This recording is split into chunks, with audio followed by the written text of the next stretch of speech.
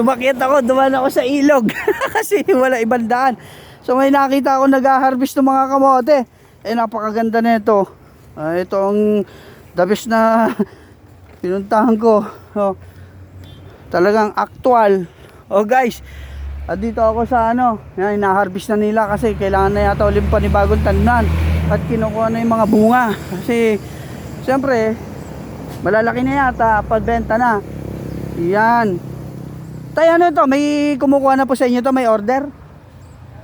Meron na. Ayun. Ayun sila tatay oh. Ganyan pala ang ano, pag ano, tinatanggal yung ang tawag dyan. Ayan guys oh. Ayan. May kamote na tayo guys oh. Ang laki.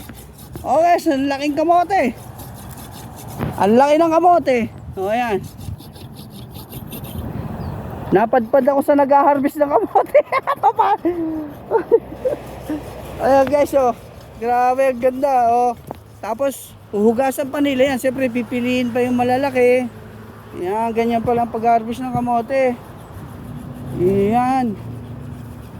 Kita nyo na guys. Makikita nyo yan mamaya sa channel ko. Yan. Sila po yung nag-harvest sila kuya. Napakainit ang kanilang ano, pwesto. Lawad na lawad. Talagang pang kamote lang. Ano tatay tatanim nyo rito? Kamote rin ulit? Mais at saka labanos. Mais at labanos, palitan na. Oo. Hindi na uli po pala kamote. Iba na. Yun, ganun pala ang pagtatanim guys. Isang ano na ulit. Palitan pala, alternate, hindi pwedeng kamote ulit pala. Yun.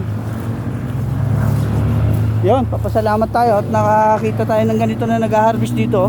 Di na napaunlakan tayo na po pwede natin silang kuhanan dito habang nag-harvest. Yan. Ano yung tatay? Araruin nyo pa ulit yan? Oo, araruin. Para makuha. Para makuha naman. Hindi pa pala na ano yan. Tinatanggal lang po yan ang tawag yan. Yung parang talbos ano. Oo, yung bagil. Yung bagging. Yun, si tatay sipag oh. Ayan. Yan.